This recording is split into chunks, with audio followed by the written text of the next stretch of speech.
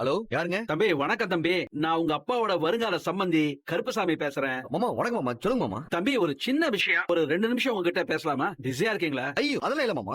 சொல்லுங்க. இல்ல தம்பி, காலையில இருந்து என் பையனை பத்தி பல இடங்கள்ல அவன் குணம் எப்படி, அவன் பழக்க வழக்கம் என்ன, அவன் நல்லவனா கெட்டவனான்னு எல்லார்கிட்டயும் விசாரிக்கிறதா எனக்கு தகவல் வந்திருக்கு. பொண்ணை கட்டி கொடுக்கறவங்க இந்த மாதிரி மாப்பிள்ளை பத்தி விசாரிக்கிறது ஒண்ணும் தப்பு இல்ல. ஆனா இப்ப கல்யாண பத்திரிகை கொடுத்து எல்லாருக்கும் தெரிய வந்துருச்சு. இன்னும் 48 மணி நேரத்துல கல்யாணமும் நல்லபடியா நடக்க போகுது. இந்த நேரத்தை நீங்க போய் இப்படி விசாரிக்கிறது எனக்கு ரொம்ப சங்கடமா இருக்கு தம்பி. எங்களுக்கு உங்க கூட சம்பந்தம் வைக்கிறதுக்கு தகுதி இல்லதான். எங்களை பொறுத்த வரைக்கும் இது சக்திக்கு மீறின சம்பந்தம் தான். இருந்தாலும் எங்களுக்கும் கொஞ்சம் சுயமரியாதை இருக்கு இல்லையா? இந்த நேரத்துல பல பேர் போன் பண்ணி, என்னப்பா உன் மகன் நல்லவனா கெட்டவனா, குடிகாரனா, பொண்ணுங்க விஷயத்துல எப்படி அவன்னு அது இதுன்னு விசாரிக்கிறாங்க. கல்யாணத்துல ஏதும் குழப்பம் வந்துருச்சான்னு என்ன போன் பண்ணி கேக்குறாங்க. என்னால எந்த பதிலும் சொல்ல முடியலப்பா. விசாரிக்க வேண்டியவங்க எல்லார்கிட்டயும் விசாரிச்சீங்களா தம்பி? இல்ல இன்னும் வேற யாராவது பாக்கி இருக்கா? ஐயோ மாமா, தயவு செஞ்சு தப்பா எடுத்துக்காதீங்க. பொதுவா பாக்குற சில பேர்கிட்ட மாப்பிள்ள நல்லவர் தானே, என் தங்கச்சி நல்லபடியா பாத்து பாரான்னு அப்படின்னு பொதுவா கேட்டனே தவிர மத்தபடி மாப்பிளைய பத்தி விசாரிக்கணும்லாம் ஒண்ணும் இல்ல.